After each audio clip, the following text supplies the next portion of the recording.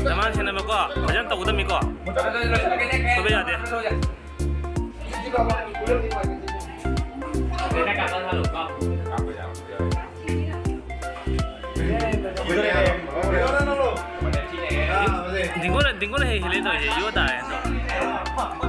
Hi everyone, welcome back to my new blog. Channel da mayam panam ko taram nokchari ngasi se video si na luhongba video ni akhoi lekai gi inau pam gi luhongba video ni ko ado inau pa se mang phami sini ado hoji se akhoi damang pathawam da phami ko damang pathari ado mayam mi ta jarake sida lei sina akhoi gi lekai gi isang tani lei se moisu pathari ko ado kana gumna gi channel si mu subscribe to video yar bosu subscribe to video mo do comment di sini sam to video mo like sam to video mo ko jadi video se mahata mayam da jeng jarake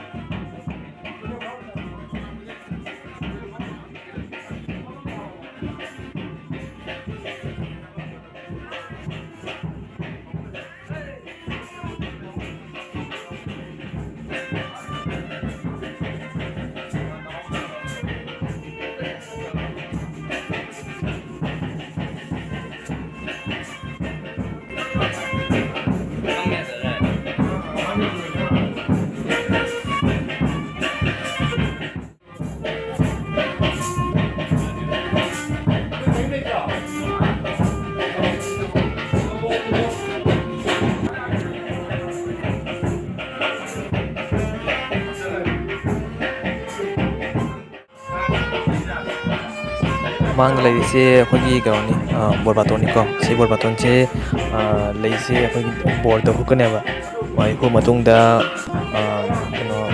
luhongba se akhoi bor se nong hum le chang ba yare hai ba gi aya pi de mi ko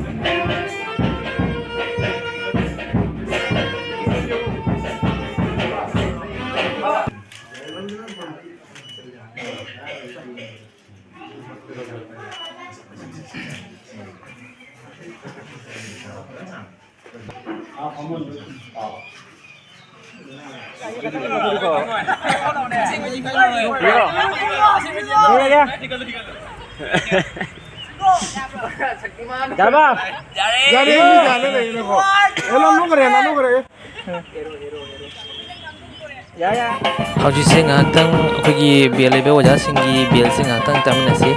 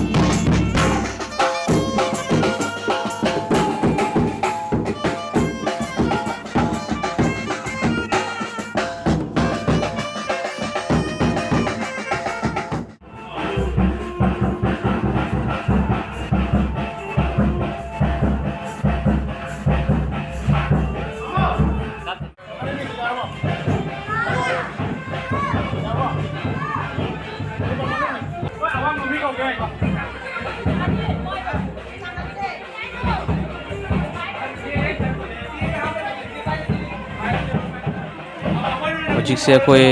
ꯂꯨꯍꯣꯡꯐꯝꯗ ꯆꯪꯉꯝꯗꯥꯏꯒꯤ ꯁꯦꯝ ꯁꯥꯔꯤ ꯍꯧꯖꯤꯛ ꯑꯩꯈꯣꯏ ꯂꯨꯍꯣꯡꯐꯝꯗ ꯆꯪꯉꯝꯗꯥꯏꯒꯤ ꯑꯩꯈꯣꯏ ꯊꯣꯔꯛꯑꯦ ꯄꯣꯊꯥꯐꯝꯗꯒꯤ ꯊꯣꯔꯛꯑꯦ ꯑꯩꯈꯣꯏ ꯍꯧꯖꯤꯛꯁꯦ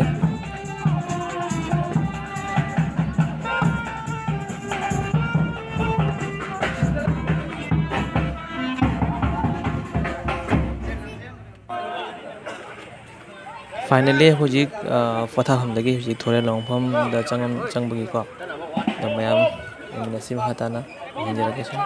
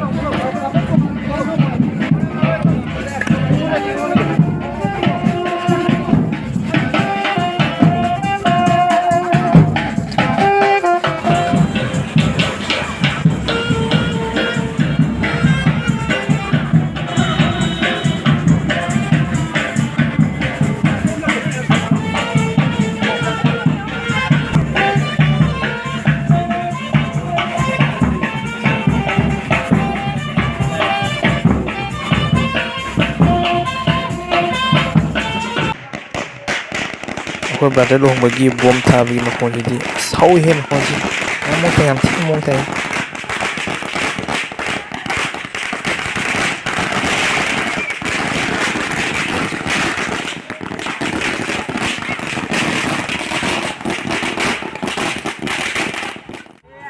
ꯁꯤꯗ ꯅꯨꯄꯤ ꯑꯍꯨꯝ ꯂꯩꯔꯤꯁꯦ ꯑꯩꯈꯣꯏꯒꯤ ꯙꯃꯥꯟ ꯆꯪꯉꯛꯄꯒꯤ ꯑꯣꯛꯄꯒꯤ ꯉꯥꯏ ꯂꯩꯔꯤꯅꯤꯀꯣ ꯃꯣꯏꯅ ꯑꯩꯈꯣꯏꯁꯦ ꯋꯦꯜꯀꯝ ꯇꯧꯗꯣꯏꯅꯦꯕꯀꯣ ꯃꯌꯥꯝꯅ ꯈꯪꯍꯟꯖꯔꯝꯒꯦ ꯑꯩꯈꯣꯏ ꯍꯧꯖꯤꯛ ꯙꯃꯥꯟ ꯂꯥꯛꯏꯁꯦ ꯑꯩꯈꯣꯏꯒꯤ ꯃꯐꯝꯗ ꯕꯥꯁꯀꯥꯟꯗꯤ ꯈꯣꯔꯦꯒꯥꯟꯗꯤ ꯍꯥꯏꯕ ꯃꯐꯝꯗꯨꯗꯒꯤꯅꯤ ꯑꯗꯣ ꯂꯨꯍꯣꯡꯗꯧꯔꯤꯕ ꯃꯐꯝ ꯑꯁꯤꯅ ꯑꯩꯈꯣꯏꯒꯤ ꯂꯛꯈꯤꯄꯨꯔ ꯄꯣꯂꯥꯄꯨꯔ ꯍꯥꯏꯕ ꯃꯐꯝꯗꯨꯅꯤꯀꯣ ꯁꯤ ꯃꯌꯥꯝꯗ ꯑꯝꯇꯪ ꯈꯪꯍꯟꯖꯔꯝꯒꯦ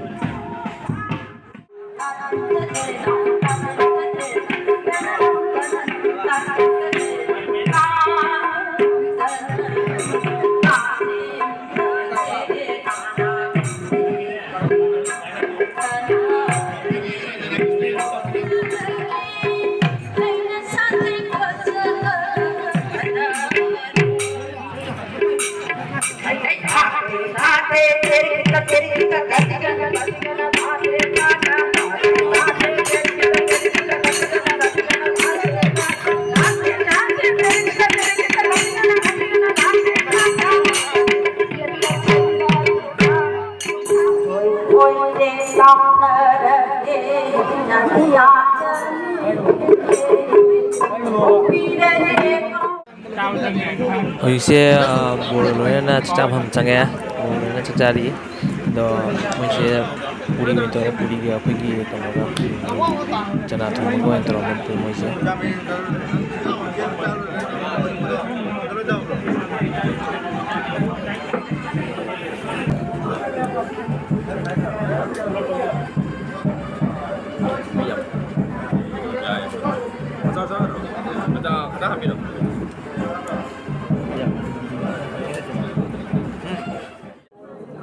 ꯑꯩꯈꯣꯏꯒꯤ ꯕꯣꯔꯁꯦ ꯐꯝꯐꯝ ꯂꯥꯡꯗ ꯆꯪꯐꯝ ꯂꯩꯔꯦ ꯀꯩꯅꯥ ꯉꯥꯏꯗꯅ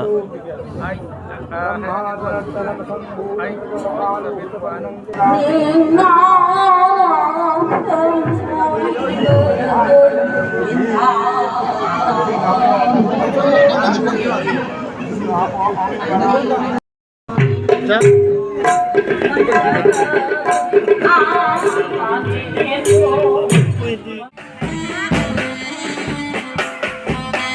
kuina ngara matungda hojik kaina sathole mongkhom ni change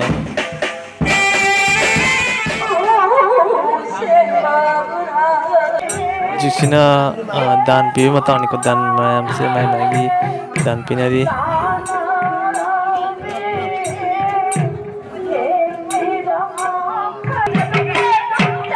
se pun bi se jam thoi ha chang yam na ma se sakari hojik se yameng tanjo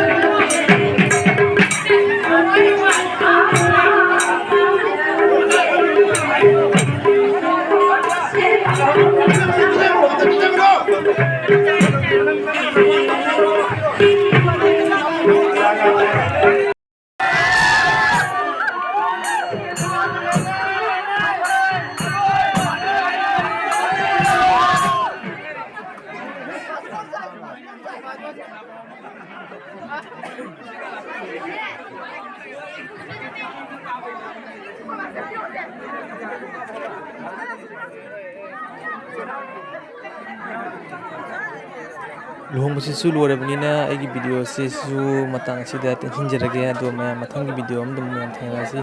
ado ngasi wendi tang sida bye bye.